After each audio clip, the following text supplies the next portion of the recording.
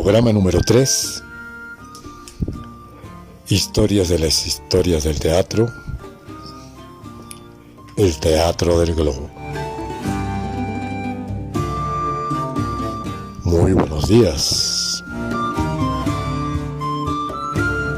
Que el inicio de semana sea una semana amable para todos ustedes. Es un gusto tenerlos de regreso, dispuestos a escuchar otra historia que recoge momentos importantes del teatro, de la actuación, de la dramaturgia. La historia de hoy tiene que ver con una de esas construcciones teatrales que albergaron noches de representaciones de una de las épocas más prolíficas de la dramaturgia y el desarrollo del teatro moderno. El Renacimiento fue el faro y alumbró el camino del resurgir de las artes y del gran crecimiento del teatro y de la inigualable dramaturgia. Vamos entonces a contar un poco de ese gran momento escénico que se conoce como la época del teatro isabelino. Y el Teatro del Globo, si bien no está relacionado ni con la causa, ni con el origen de esta fascinante época, es más bien un efecto que recopila la parte culminante de esta edad del brillo teatral. En lo que a mí respecta, siempre que hago retrospectiva sobre esos deseos y convicción absoluta de ser actor enamorado del teatro, y lo comparo con soñadores jóvenes que desde las rutilantes luces del cine y la televisión sueñan con ser actores y actrices, me encuentro dando un salto temporal al siglo XVI, porque guardando las enormes diferencias en forma y contenido, hay una gran similitud en la búsqueda del éxito profesional. ¿Y tú de qué vas a vivir?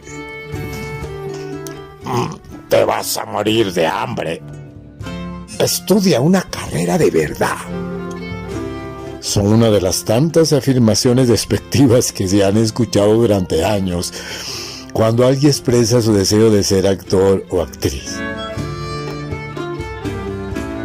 ¿Qué es lo que impulsa a alguien a tomar una decisión que a todas luces parece estar en contra de toda lógica? Es la primera pregunta que hay que hacerle a Will, un joven de 23 años que deja la comodidad de su familia, de su pueblo medianamente próspero para irse a la turbulenta capital Londres e inmiscuirse en el floreciente mundo del teatro que iniciaba su brillo a las orillas del río Támesis. Créanme que hay muchas respuestas. Para 1587 ya existían en Inglaterra 12 compañías teatrales, de las cuales mínimo 5 de esas compañías de comediantes visitaban con sus representaciones las provincias inglesas, incluyendo la de Stratford, donde vivía Will. Esas compañías teatrales existían porque desde 1570 el oficio de actor estaba legalizado y se encontraban protegidos directamente por personajes de la corte isabelina. En las provincias inglesas, donde los burgueses eran económicamente bollantes, la educación era gratuita hasta los 16 años. Y si nos fijamos que esa era una educación bastante liberal, esas escuelas y las universidades ya existentes se empaparon de los escritores romanos en su latín original, pero inmediatamente se esmeraron en desarrollar la escritura desde el inglés mismo, incluso apoyándose en los escritores del Renacimiento italiano. Van comprendiendo por qué mi buen amigo Will... perdón, qué pena la confianza. Mi buen amigo William Shakespeare se fue de su próspero pueblo Stratford abandonando todo para irse a Londres? Resumamos, porque hay que complementar, y es mi intención que ustedes perciban y apropien, atreviéndose a comparar las épocas y comparando las épocas, apropien lo magnífico de esta historia. Los jóvenes universitarios de los que estábamos hablando ahora empezaron a escribir dramas y comedias basados en los clásicos romanos. La actuación era reconocida, patrocinada y protegida.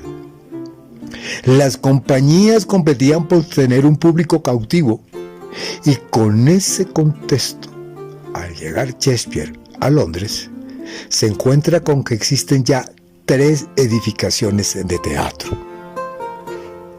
El teatro, así de sencillo bautizado, el Courtauld y el Cisne, los 3 ubicados relativamente cerca, junto al Támesis, que era el sitio de mayor concurrencia en la ciudad. Además, las posadas también eran lugares para representaciones escénicas. Esto quiere decir que ya en esa época aparece el lugar de la ciudad donde se concentran los teatros. Con decirle que cuando había función, los teatros izaban una bandera para avisar y las barcas se alistaban para pasar los espectadores de una orilla a la otra.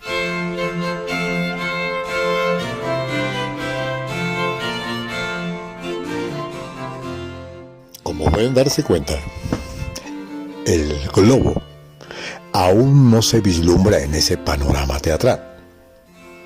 Pero sin duda podemos comprender ese deseo, esa necesidad que tenía mi buen amigo William de hacer parte del teatro isabelino.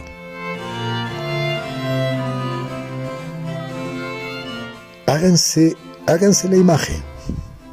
4 grandes compañías se disputaban los teatros y la aceptación del público. Una, los niños de la capilla. Como su nombre lo indica, estaba formado exclusivamente por niños y era en principio patrocinado directamente por la reina. Imposible hacer parte de ella, por supuesto. 2, los hombres de Leicester. 3, los hombres del almirante. 4, los hombres del chambelán. También estaban los hombres de Worcester. ¿Se dan cuenta de la gran demanda escénica que había? El teatro florecía, crecía y lo más importante, el público de todo tipo, desde los nobles hasta el público más popular que ustedes se puedan imaginar que se movía a orillas de ese río, participaba de esa oferta que llegaba con calidad. Pero yo estoy seguro que queremos saber cómo era eso de una compañía de actores en la época isabelina. ¿Verdad que sí? Estaba formada por hasta unos 12 actores. Ahora pongan intención. Todos los actores invertían como accionistas en el grupo. Esas acciones, ese dinero, lo usaban para la construcción de las obras y especialmente en el vestuario, que seguramente era lo más costoso.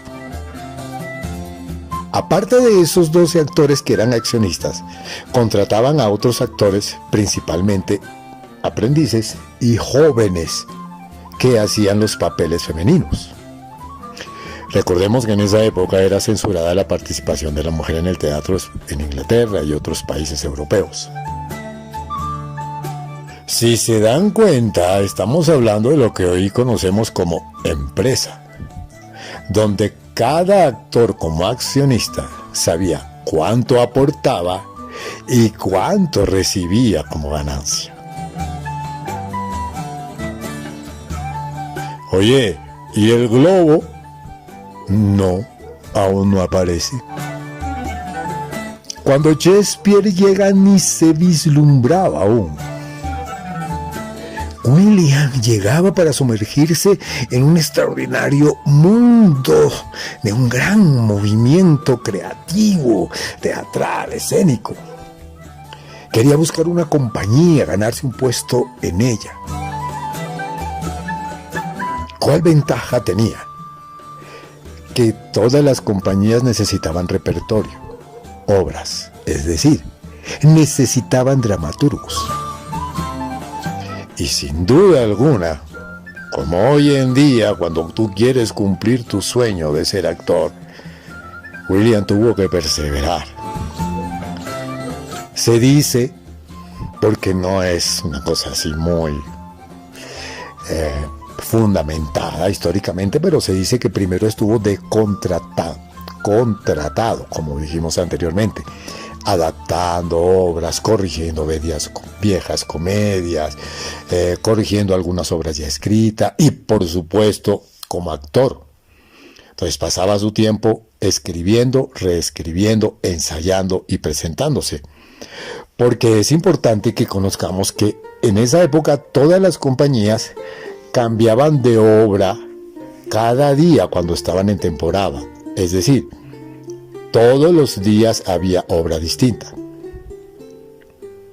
Lo que sí es claro y está registrado históricamente es que se unió a los hombres del chambelán. Y desde que se unió a los hombres de Chamberlain, se mantuvo como actor y dramaturgo poeta hasta cuando Jacobo I se convierte en rey y esa misma compañía se convirtió en la Compañía de los Hombres del Rey.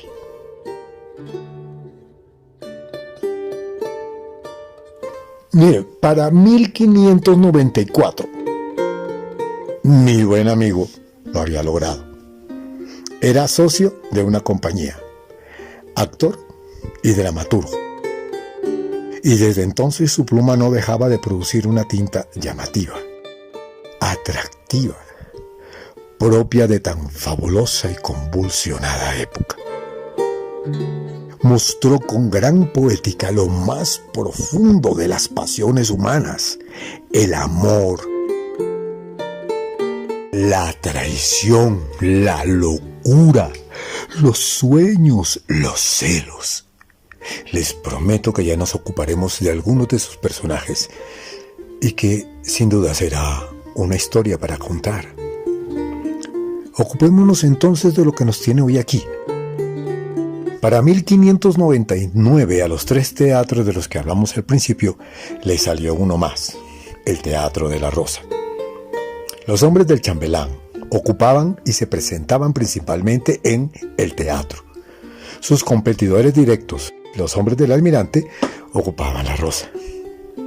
Tengo que contarles que, por supuesto, los actores en sus presentaciones tenían sus enemigos. El primero, el puritanismo inglés, que consideraba a los actores y sus representaciones una escuela del pecado, el libertinaje y el divorcio. La verdad, algo decente para lo que nosotros hemos escuchado hasta el día de hoy. Estaba también The Master of the Rivets, el director de diversiones que tenía el poder de censurar obras y presentaciones. Sin su aprobación, no se podía presentar una obra. Prohibió las presentaciones los domingos. En peligro de peste cerró los teatros. Y prohibió las presentaciones en las posadas, si en esas posadas había lugares reservados. Sucedió entonces que una compañía presentó una obra en el Teatro del Cisne. El director de diversiones la consideró que atentaba contra los principios y la censuró, obligando a cerrar ese teatro. Los dueños del teatro donde se presentaba Shakespeare con su compañía no pudieron reanudar el arriendo del lote sobre el que se encontraba construido. El Horta-Heim, por estar en invierno, no tenía un buen acceso de público y el Teatro de la Rosa estaba ocupado por los hombres del almirante, que era su competencia inmediata. Por supuesto, los hombres del chambelán no tenían dónde presentarse. ¿Qué pasó? Todos los integrantes de la compañía, los hombres del chambelán armados con hachas, fueron al local donde estaba ubicado el teatro y, asesorados por un carpintero, lo desarmaron. Ver a todos los actores, incluyendo a William, trastreando toda la madera, las vigas que sí eran de su propiedad, resultó un espectáculo tan llamativo como cualquiera de sus representaciones. Y frente al Teatro de la Rosa, construyeron su nuevo teatro. Lo llamaron El Globo. Más grande, de forma circular y adecuado a las necesidades de las nuevas obras de Shakespeare. No fue el primero, tampoco el último de la era isabelina, pero sin duda fue ese lugar que recogió el momento máximo del gran movimiento del teatro moderno en Inglaterra, del que los teatristas aprendemos todos los días, en todos los aspectos. Nos volveremos a escuchar el próximo lunes.